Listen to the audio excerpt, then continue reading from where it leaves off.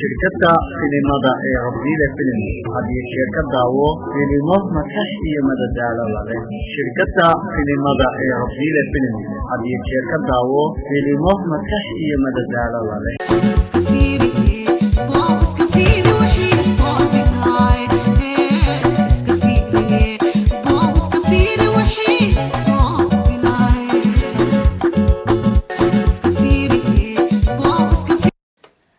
بسم الله الرحمن الرحيم أدبد ومحسنتين دمان أصحابتا تقدر ونيسة يوتيوب كا iyo social media meel kasta ama Twitter ha ahaado ama Facebook ha ahaado ama wax kale ha ahaado waxaan sida u jeedaan ba ku shaqo jirnaa filim cusub oo dhawaan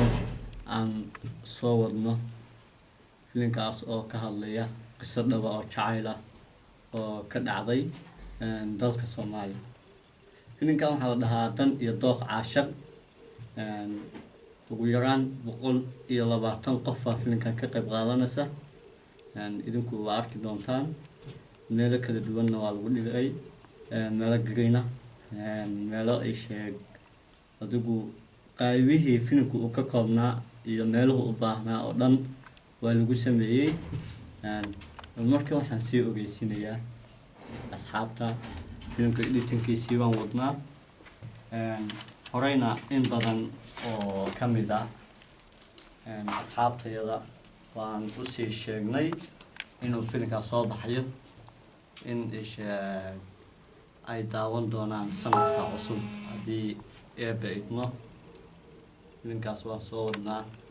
marka waxaan leenahay u diyaar garooba bahda Rabdile Films oo wada jira oo idin leh sidaas iyo amaana Allah hadna santiin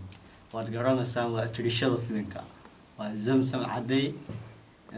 walaalka filimka ama ninka qaybta libaax leh ka qaadanaya igama fogaa waa saaxiibkay Cabdirsaaq Macalin Xuseen Qoswaaye dhamaan waa lagu dhanyahay aniga waa garanaysaa waa Cabdirshiid Cabdullaahi Warsame Zakiyaare dhamaantay waxaan nahay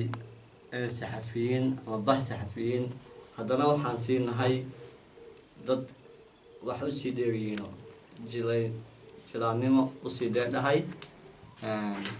insha Allah waan salaameynaa ha sugi waayna filimkaas uu soo dhacayaa dabku saaran yahay editingkiisa waan wali ku guda jirnaa si aan nii qancino baan filimkaas wali gacanta ugu haynaa أدبا محسنتين وأنا السلام عليكم وبهذا ربيله مسنا فيلم مس أيدنا سيداسيو أما